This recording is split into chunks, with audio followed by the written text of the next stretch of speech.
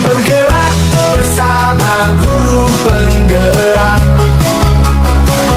menebar manfaat bagi pendidikan merdeka. Lekas bergerak dalam pendidikan penggerak, ciptakan generasi unggul penerus. Assalamualaikum warahmatullahi wabarakatuh. Salam guru penggerak. Di video kali ini, saya Ramona Ardianti Nasution, calon guru penggerak angkatan 11 dari Kota Batam, akan melakukan kegiatan praobservasi dalam modul 2.3 coaching untuk supervisi akademik. Di video kali ini saya ditemani oleh rekan sejawat saya, Ibu Esti Asmarawati SPD. Beliau mengajar sebagai guru kelas 5 di SD Negeri 003 Batu Ampar. Baik, kita mulai ya Bu. Bagaimana kabarnya hari ini Bu Es? Alhamdulillah luar biasa sehat. Alhamdulillah. Baik Bu Es, pada kesempatan kali ini kita akan melakukan kegiatan praobservasi ya Bu ya.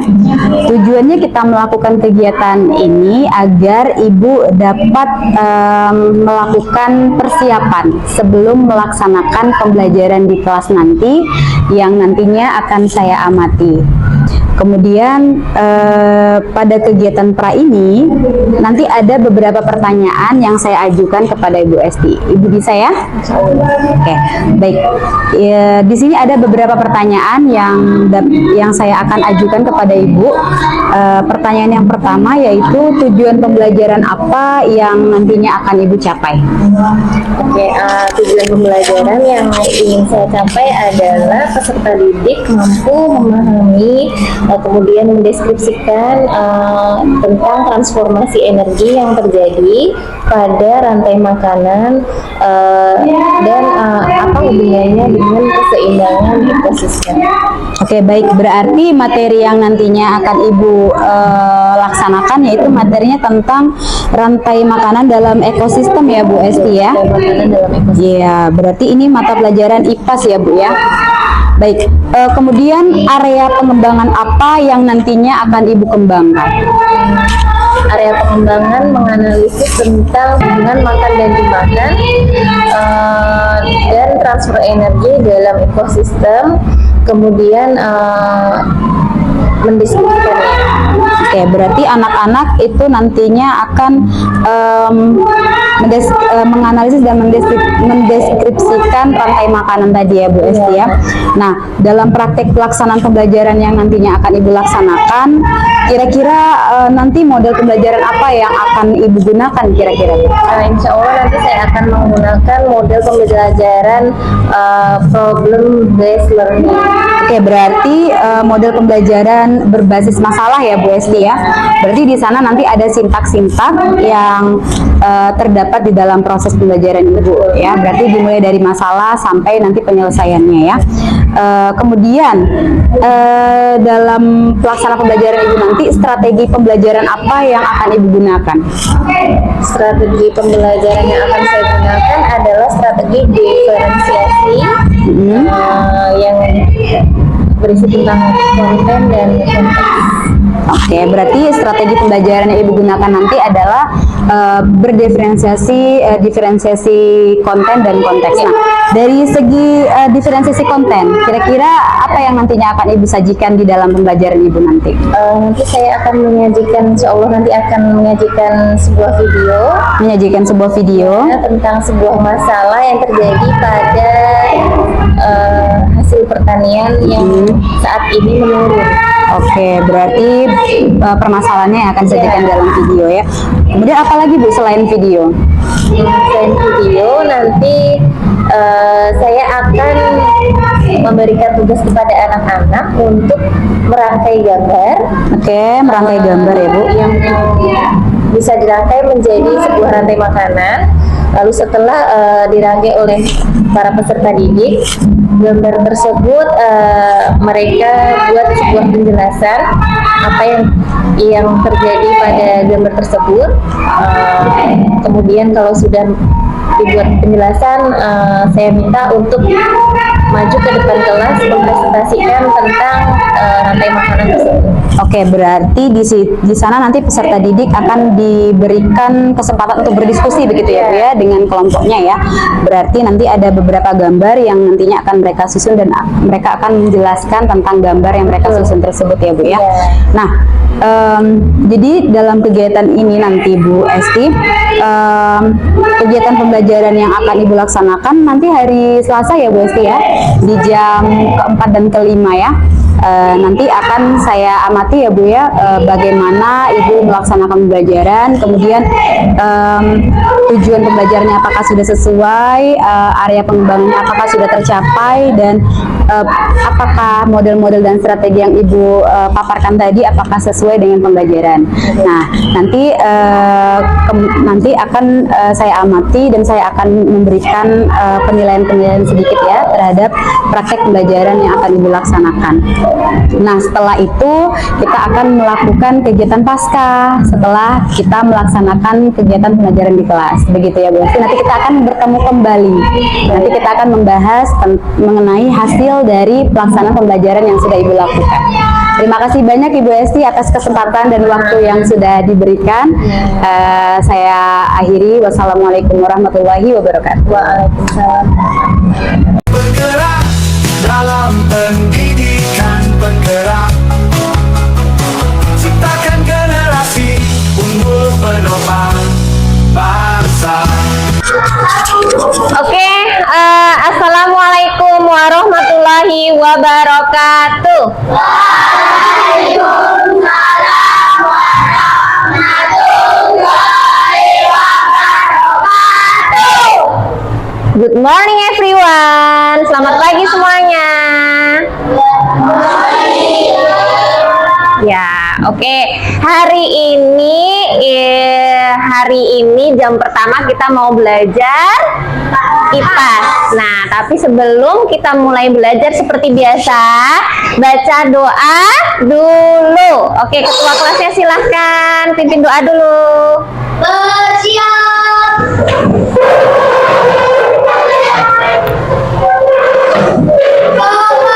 Bendera merah putih,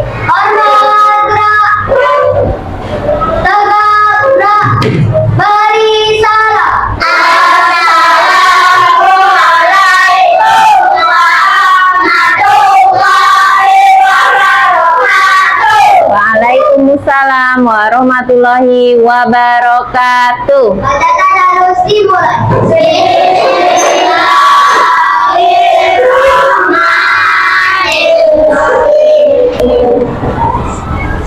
Oke, Ibu absen dulu ya.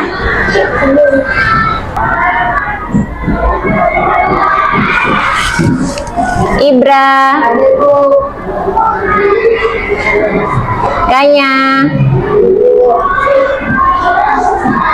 Arga,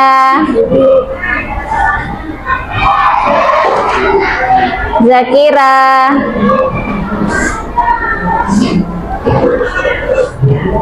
Asifa,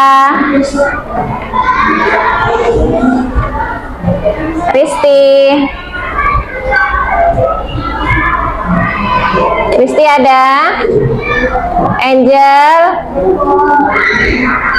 Kenzi, Adit,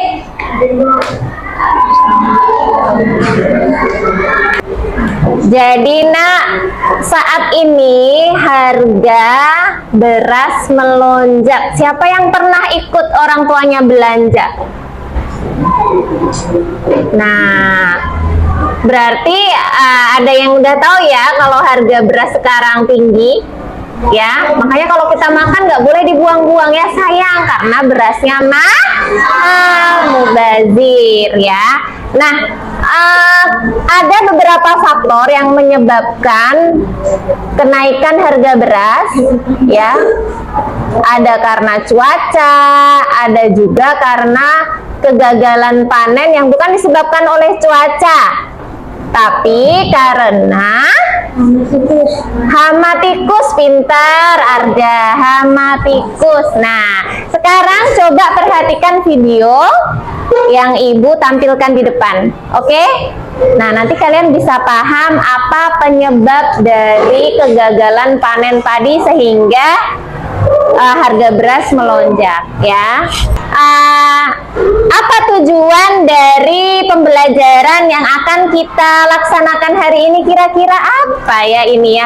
Kok ada gagal panen, ada hama tikus, apa ya yang mau kita bahas ya? Nah, hari ini kita mau membahas lebih dalam tentang ya hubungan makan dimakan atau rantai makanan dengan keseimbangan ekosistem. Apa yang terjadi apabila di dalam rantai makanan itu ada salah satu bagian dari rantai makanan tersebut yang berkurang populasinya berkurang, lalu apakah masih tetap seimbang atau akan terjadi masalah? Nah, kita nanti akan mencoba untuk menganalisa ya. Jadi tujuannya hari ini tuh ya, tujuan pembelajarannya.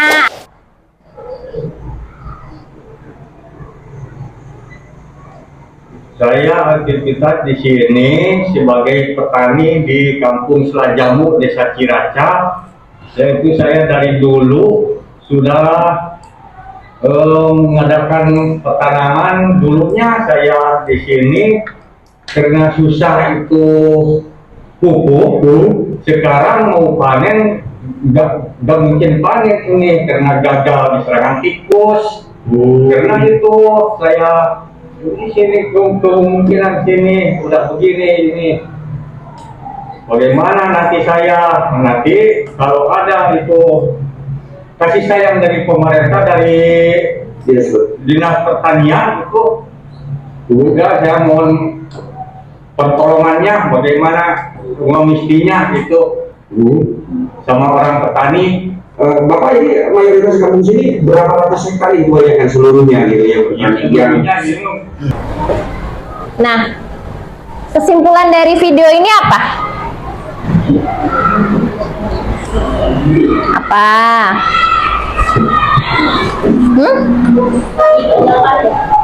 Padi gagal panen dikarenakan hama tikus. Hama tikus itu berarti tikusnya banyak atau sedikit? Nah, sekarang di dalam rantai makanan itu ada hubungan makan dan dimakan. Nah, sebagai produsennya adalah tumbuhan. Berarti produsennya apa? Kalau di ekosistem sawah? Padi. Konsumen satunya? Tikus ya. Konsumen duanya berarti kalau konsumen pertama itu hewannya herbivora atau karnivora? Herbivora, pintar. Kalau konsumen keduanya ular. Ular itu karnivora apa herbivora? Karnivora. Oke. Nah, setelah ada di video tadi kan berarti tikusnya tuh merajalela sehingga mereka memakan padi-padi sampai padi-padi yang harusnya dipanen itu berkurang banyak, jadinya gagal panen. Nah, kenapa bisa terjadi tikus yang merajalela? Kira-kira kenapa itu? Bukan. Apa ya? Hubungannya dengan rantai makanan. Tadi yang memakan tikus apa? Ular. Berarti kalau tikusnya banyak, kira-kira ularnya sedikit atau banyak? Kalau dalam kasus ini, berarti ularnya sedikit atau banyak? Sedikit. Karena nggak ada yang makan tikus. Yang hari-harinya biasanya makan tikus, tikusnya nggak dimakan. Jadi tikusnya merajalela. Nah, ya gitu ya. Oke, nah itu hubungan dari rantai makanan dengan apa? Keseimbangan ekosistem. Nah, sekarang Ibu mau memberi tugas kepada kalian ya. Nah, kalian boleh mengerjakannya secara berkelompok. Ya, buat kelompok yang berisi 4 anak, satu kelompok 4 anak ya, kecuali yang ganjil. Sebentar, kalau yang ganjil boleh 3 ya, berarti yang sebelah sana 3-3 ya, yang sini 4-4, 4,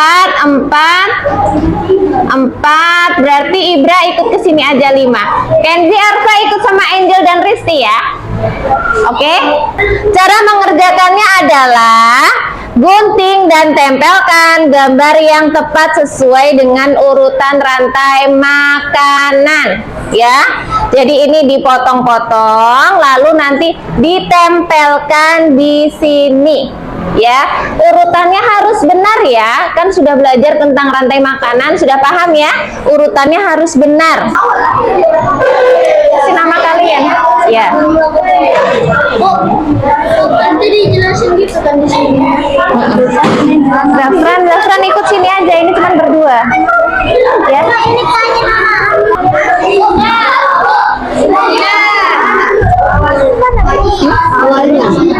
Oke, produsennya kira-kira di mana? Produsennya, ayo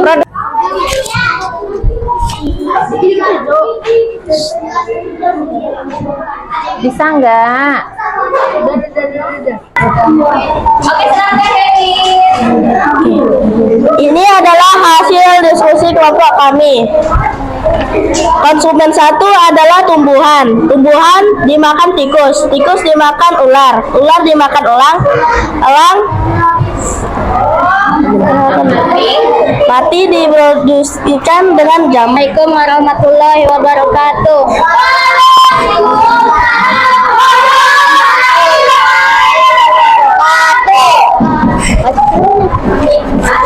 Kami akan menjelaskan rantai makanan. Keterangannya. Rantai makanan adalah hubungan makanan dan dimakan. Semakin rendah tingkatannya akan semakin banyak jumlah tumbuhan atau hewan yang termasuk di dalamnya. Sebaliknya, semakin tinggi tingkatannya, maka semakin besar ukurannya dan semakin sedikit jumlah hewan yang termasuk di dalamnya. Apabila populasinya berkurang, maka akan tidak seimbang. Oke, terima kasih. Tepuk tangan. Oke, sudah? Tepuk 1, tepuk 2, tepuk 3. Oke, kita ice breaking dulu. Ice breaking dulu. Stand up, berdiri.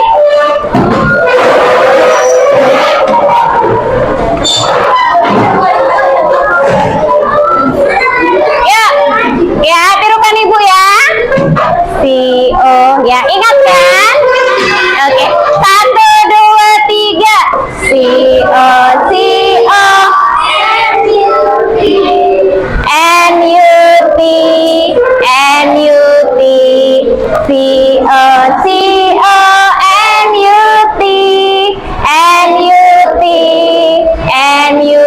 Cepat.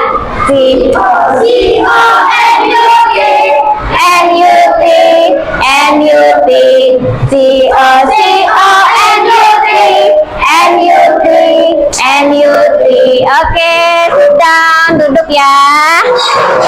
Oh ya, sebelum ibu tutup masih ada tugas satu lagi karena waktunya ternyata masih ada. Ibu kira sudah habis.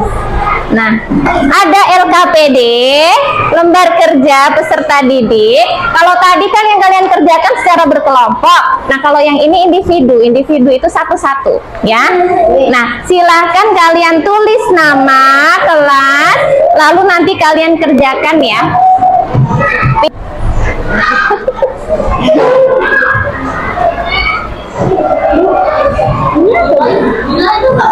Itu tulis nama kelas sudah. Oke, alhamdulillah hari ini kita sudah melaksanakan pembelajaran IPA tentang hubungan antara hubungan antara perpindahan energi, ya bukan transformasi ya. Ya, hubungan antara perpindahan energi. Mungkin kalian lebih terbiasa dengan perpindahan gitu ya. Hubungan antara perpindahan energi yang terjadi pada rantai makanan dengan keseimbangan ekosistem. Jadi apabila salah satu populasi dari komponen rantai makanan tersebut berkurang, ya maka ekosistem yang terjadi akan tidak seimbang. Gitu ya. Seperti tadi yang ada di video itu, populasi ular berkurang, maka populasi tikus merajalela. Jadi akan terjadi ketidakseimbangan ekosistem yang akan merugikan juga dalam kehidupan kita. Gitu ya? Paham? Paham. Oke, ucapkan alhamdulillah bersama-sama. Alhamdulillah Rabbil alamin. Mari bergerak, lekas bergerak, dan selalu menggerakkan. Mari bergerak, lekas bergerak, dan selalu menggerakkan. Assalamualaikum Bu Esti. Apa kabar hari ini Bu Esti? Alhamdulillah sehat. Bagaimana kabarnya? Alhamdulillah sehat. Bu Esti izin pada pertemuan kali ini saya ingin mengajak Bu Esti untuk berdiskusi mengenai hasil observasi pembelajaran di kelas kita kemarin. Baik. Bagaimana perasaannya Bu Esti setelah melaksanakan pembelajaran di kelas kemarin? Alhamdulillah senang karena pembelajaran berjalan dengan lancar walaupun ada kendala sedikit. Ada kendala sedikit ya. Nah, menurut Ibu Esti, ketercapaian dari hasil pembelajaran yang sudah Ibu Esti lakukan itu seperti apa? Alhamdulillah kemarin pembelajaran berjalan dengan lancar, anak-anak antusias untuk belajar tentang hubungan antara keseimbangan ekosistem dengan rantai makanan, dan mereka sangat aktif dalam berdiskusi, dan juga mereka alhamdulillah saat presentasi pun mereka dapat menyampaikan pendapat mereka dengan percaya diri hasil dari diskusi yang mereka laksanakan. Dari hasil itu memang sudah nampak ya keaktifan mereka saat berdiskusi kemarin ya Bu Esti. Iya. Nah, namun dari selain dari itu apakah ada kendala lain? Iya, kendala yang terjadi adalah saat di akhir pembelajaran saya lupa dalam mengevaluasi atau memberikan refleksi kepada anak-anak, menanyakan bagaimana perasaan mereka setelah belajar tentang materi tersebut, adakah pertanyaan atau tidak. Nah, itu saya lupa menyampaikan kepada anak-anak. Mengevaluasi itu salah Iya. satu dari sintak PBL kemarin ya Bu? Iya, ada satu. Jadi Ibu ada satu yang terlewatkan Iya. seperti itu. Nah, kalau menurut Bu Esti nih, kenapa bisa hambatan tersebut? Kenapa bisa terjadi? Jadi itu terjadi menurut saya karena di awal itu waktu sudah termakan untuk saya persiapan Bu. Jadi persiapan yang seharusnya saya laksanakan sebelum mulai jam pelajaran tersebut, tapi malah saya laksanakan saat jam pelajaran sudah masuk. Begitu ya. Jadi Berarti memang termakan banyak waktunya, jadi di akhir saya terburu-buru dan lupa untuk mengevaluasi. berarti memang kurangnya persiapan Iya. Bu Esti dalam observasi kelas kemarin ya Bu. Iya. Nah, izin Bu Esti, pembelajaran yang Ibu lakukan kemarin memang sangat sudah luar biasa. Anak-anak juga sudah terlihat sangat aktif, dalam berdiskusi juga sudah aktif, saat mempresentasi juga mereka sudah aktif. Namun ada beberapa catatan tambahan yang saya akan sampaikan kepada Ibu Esti ya. Catatan yang pertama, seperti yang Ibu Esti sampaikan tadi, memang Ibu belum merefleksikan hasil dari pembelajaran.